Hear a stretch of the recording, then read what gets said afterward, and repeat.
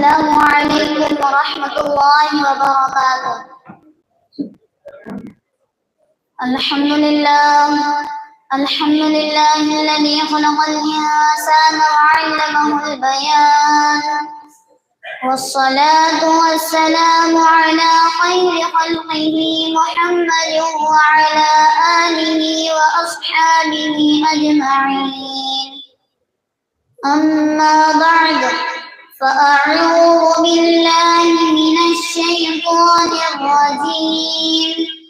بسم الله الرحمن الرحيم، وما أرسلناك إلا رحمة للعالمين، صدق الله مولانا العظيم۔ ایسی خوشبو بادِ صبا تو آج کہاں سے لائی ہے، ایسی خوشبو بادِ صبا تو آج کہاں سے لائی ہے، لگتا ہے تو میرے نبی کے گھر سے ہو کر آئی ہے، ذات نبی عالم میں سراپا رحمت بن کر آئی ہے، ذات نبی عالم میں سراپا رحمت بن کر آئی ہے، یہ تو اسی کا صدقہ ہے جو ہر شے پر لائی ہے۔ میرے محترم معزز سامعین کرام، آج کے اس باوقار پر رونق اجلاس میں میرا موضوع سخن سیرت رحمت للعالمین ہے۔ میں نے آپ کے سامنے قرآن پاک کی ایک وہ آیت پڑھی ہے جس میں اللہ تعالیٰ نے اپنے پیغمبر صلی اللہ علیہ وسلم کو پوری کائنات کے لیے رحمت للعالمین قرار دیا ہے، فرمایا ہے کہ اے پیغمبر تم جہانوں کے لیے رحمت ہو۔ رحمت عربی کا لفظ ہے، رحمت کے معنی لغت میں یہ ہے کہ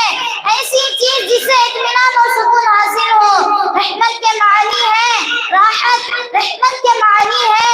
عافیت، رحمت کے معنی ہے سکون، رحمت کے معنی ہے اندھیروں کے بعد پیدا ہونے والی روشنی، رحمت کے معنی ہے عظمت، رحمت کے معنی ہے بلندی، رحمت کے معنی ہے رفعت، رحمت کے معنی ہے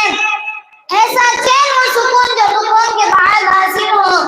ایسی روشنی جو شرک و کفر کے اندھیروں کے بعد میسر آئے۔ رحمت کے بے شمار معنی علماء نے لکھے ہیں۔ قرآن پاک کا یہ کہنا کہ اے پیغمبر ہم نے تمہیں جہانوں کے لیے رحمت بنا کر بھیجا،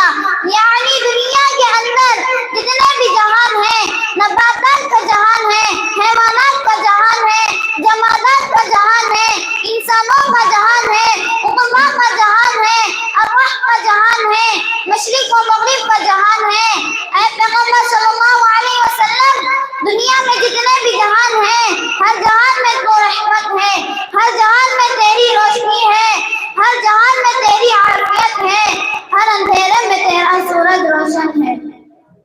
میرے معزز و مکرم سامعین، حضور صلی اللہ علیہ وسلم کی عظمت ساری کائنات میں مانی گئی ہے۔ وما ارسلناک الا رحمۃ للعالمین، یہ گرمی کے شاعر نے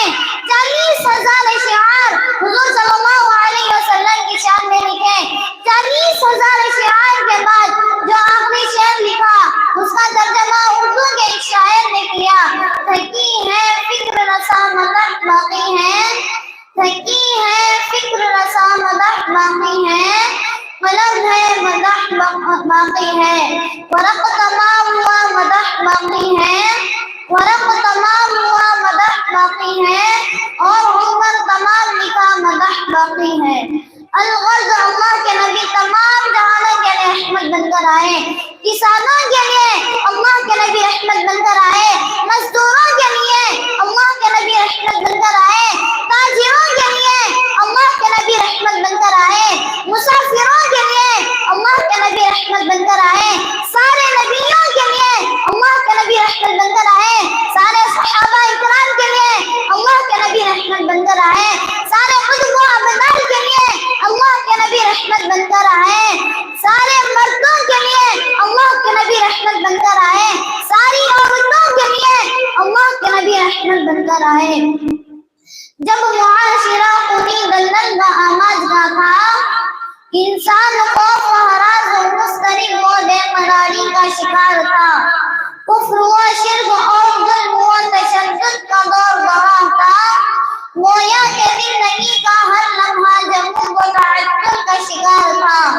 عدل و انصاف تھا،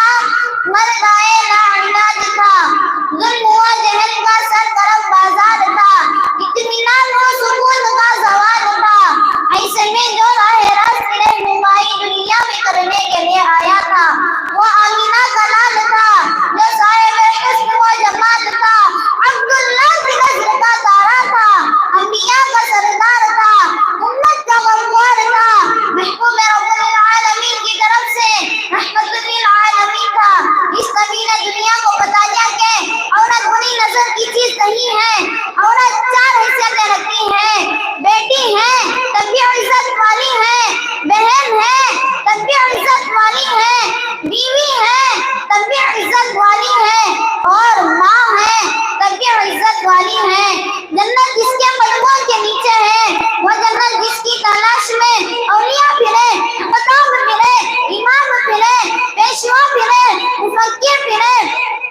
مدبر پھرے، محقق پھرے، ساری کی ساری زندگی جس جنت کے لیے لوگ متلاشی رہے، اس جنت کو اللہ کے نبی صلی اللہ علیہ وسلم نے ماؤں کے قدموں کے نیچے جنت بتلا دیا ہے۔ وآخر دعوانا ان الحمد للہ رب العالمین۔